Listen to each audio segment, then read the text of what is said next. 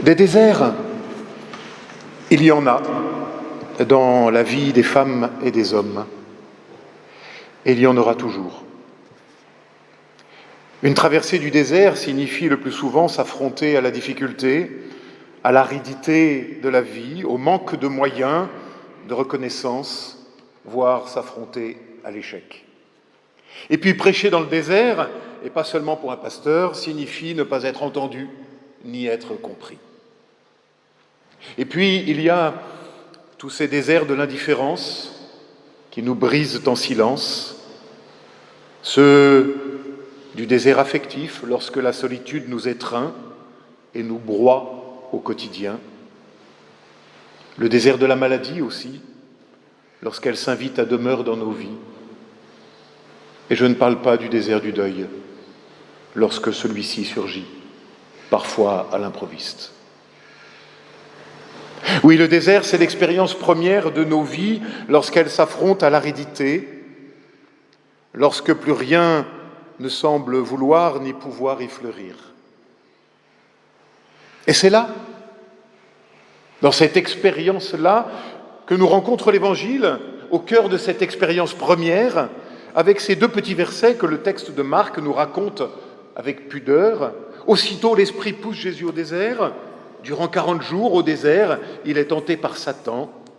Il était avec les bêtes sauvages et les anges le servaient. Pourquoi l'Esprit pousse Jésus au désert, juste après son baptême? Pourquoi? Nous avons tendance à penser et à comprendre Dieu comme un super papa tout-puissant, et c'est pour ça que nous l'appelons le Père tout-puissant. Et comme tel, nous attendons de lui qu'il nous épargne les souffrances, les angoisses et la mort.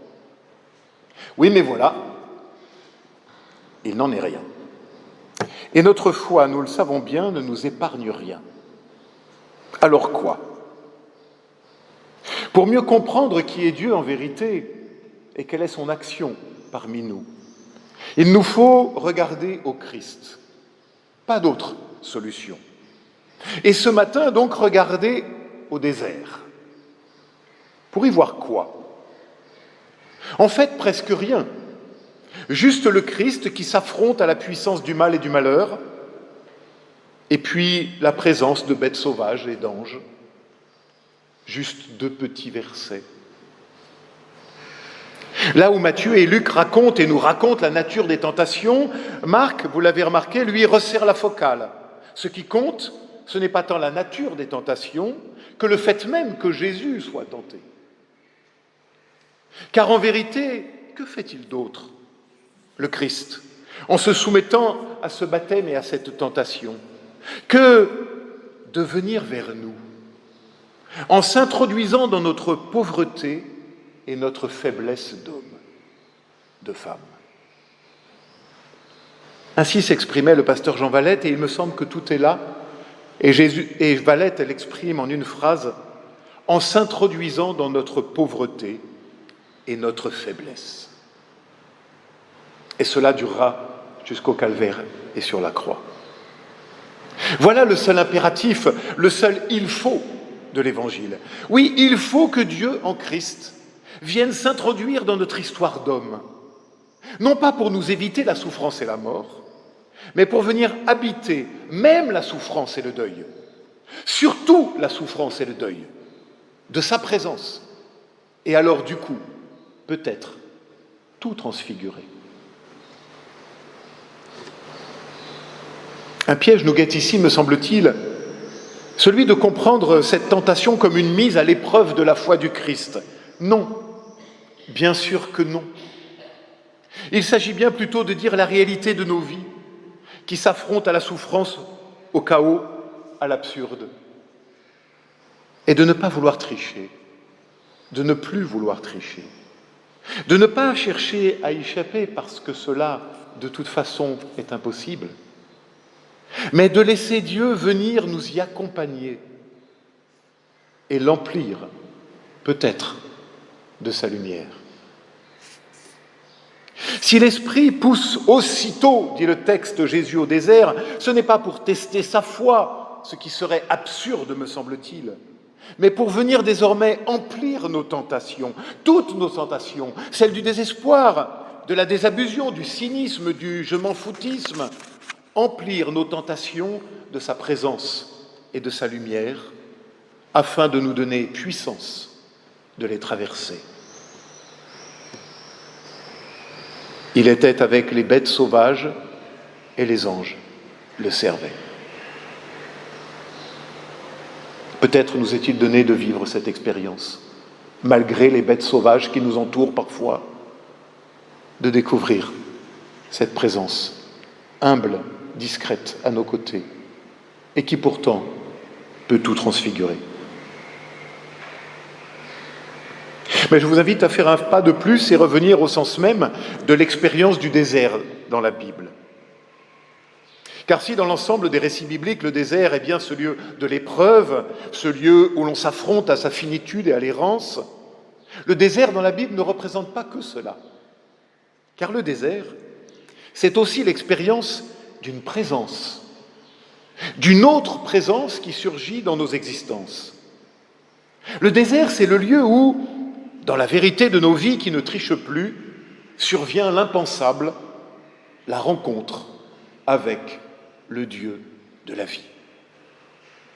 Ce dont témoigne le livre du prophète Osée avec ce verset magnifique, « Je la conduirai au désert et je parlerai à son cœur. » Pourquoi je la conduirai au désert et je parlerai à son cœur? Parce qu'il y a un jeu de mots en hébreu entre désert et parler. Vous allez l'entendre vous-même. La parole, en hébreu, se dit « dabar » et le désert « midbar ». Et « midbar » signifie aussi en hébreu « ça parle », là où retentit une parole. Alors le désert, c'est donc aussi l'expérience fondatrice d'une rencontre avec une parole qui peut venir tout bouleverser. Et oui, parce qu'il faut le silence du désert, sa solitude, son dépouillement. J'y reviendrai. Pour pouvoir ouvrir son cœur et faire ainsi l'expérience d'une écoute et d'une parole et la laisser résonner au plus intime de nous-mêmes.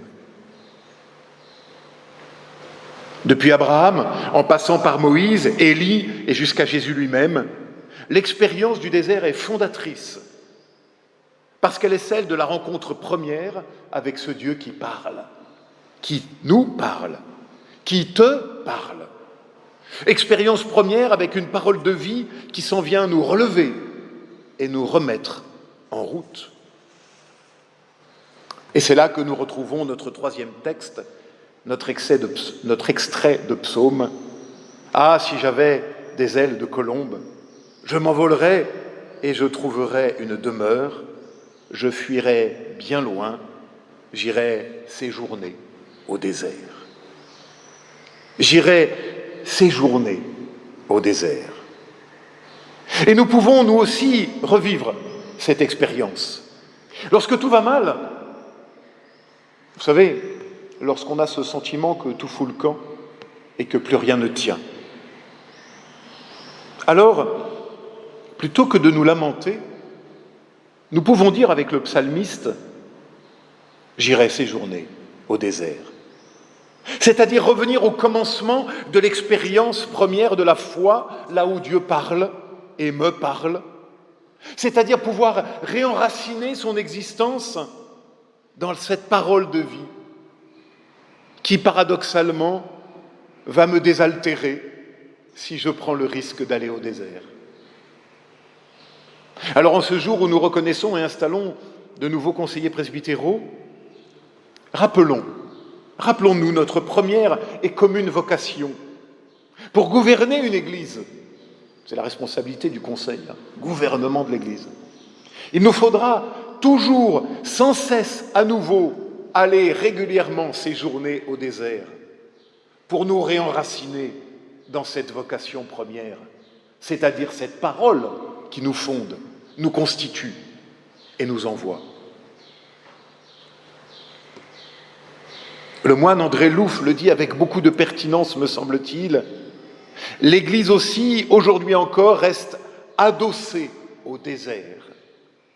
Elle y plonge ses racines comme en un terroir de Dieu, en la terre maternelle de l'Exode et de la Pâque. Elle y a ses arrières à partir desquelles elle peut opérer. Fin de citation. Nos arrières, le lieu de repli, de ressourcement, paradoxalement, c'est le désert.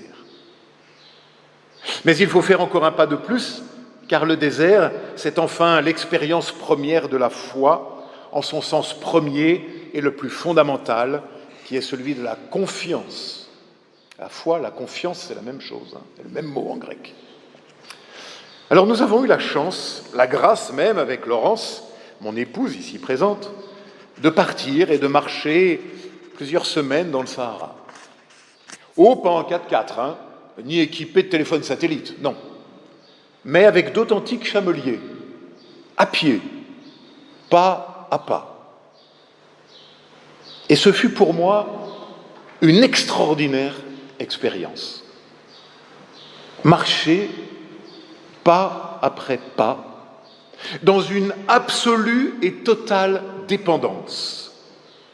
Se découvrir tout à coup dépendant pour chaque geste, pour chaque acte auparavant machinal et quotidien. Même pour aller faire pipi. Dépendance absolue. La vie à un fil, dépendance pour manger, boire, dormir, ou planter la tente, ou préparer le repas. Sans le guide qui dit où et comment, impossible de survivre plus de 48 heures. Ne plus pouvoir par soi-même qu'écouter, regarder et offrir sa confiance. Et faire un pas après l'autre. Sans même savoir vers où, sans même savoir quand cela s'arrêtera. Et ces mots, peut-être vous pouvez l'entendre, consonnent avec ceux qui nous saisissent lorsque la maladie surgit, lorsque nous vivons l'expérience d'une hospitalisation difficile. C'est un peu pareil. Tout d'un coup, on est dépendant, même pour se lever et pour aller faire pipi. Nous retrouvons le premier sens du désert, me semble-t-il, lorsque nous nous affrontons aux difficultés les plus essentielles de la vie, mais qui sont aussi l'expérience de la confiance la plus absolue. Et là, deux remarques s'imposent.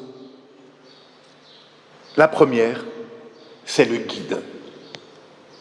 Dans le désert, sans guide, c'est fichu. Je mets mes pas dans celui d'un autre, et cela change tout. Je ne suis pas seul. Et pourtant, paradoxalement, je ne suis peut-être jamais senti aussi seul, aussi dépendant, aussi radicalement vulnérable, mais je mets mes pas dans celui d'un autre, et tout est transformé. Expérience absolue, radicale de la confiance. Et si notre guide était le Christ pour l'ordinaire de nos vies? La seconde remarque que je retiens de cette expérience, c'est l'émerveillement. Car paradoxalement, cette absolue dépendance, cette désappropriation totale de moi-même m'a ouvert à l'émerveillement. Constant, quotidien. Les yeux ne sont plus assez grands, les oreilles ne sont plus assez grandes. À chaque instant, le désert est différent.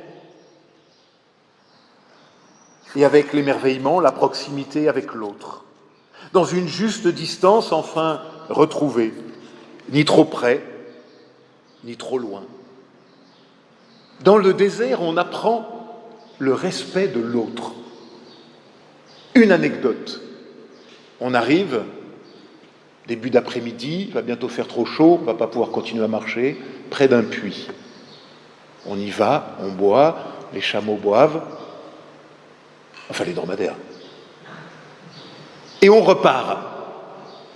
Je dis à Ahmed, le guide, mais pourquoi on ne reste pas là, campé, à côté du puits? Et il me dit, on va faire 800 mètres et puis on ira camper là, sur la dune. Et je lui dis, mais pourquoi? On est bien là, à côté du puits.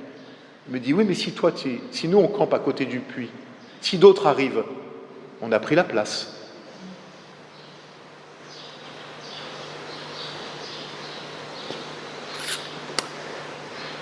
Sans même m'en rendre compte, j'ai fait, je le crois, une authentique expérience spirituelle. Pourtant, il n'y avait pas de temps de prière programmé, pas de partage biblique organisé, mais une redécouverte avec des yeux neufs de cet émerveillement permanent et surtout de cette formidable expérience de pouvoir dépendre totalement d'un autre sans peur, comme une libération de soi, comme une délivrance du souci d'être soi. Expérience pour moi de la foi, au sens le plus essentiel de ce mot. Juste mettre ses pas dans celui qui nous guide. Expérience radicale, je le répète. Redécouverte de la foi comme cette confiance et cet émerveillement, car Dieu, c'est quand on s'émerveille. L'essentiel sera toujours l'émerveillement.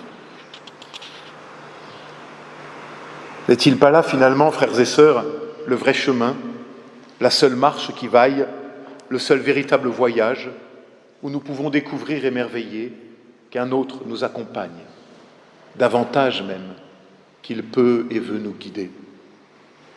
N'est-elle pas là notre vocation première, celle qui irrigue et nourrit tous nos autres engagements?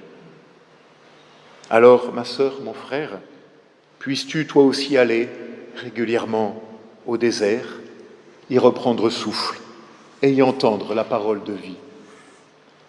Amen.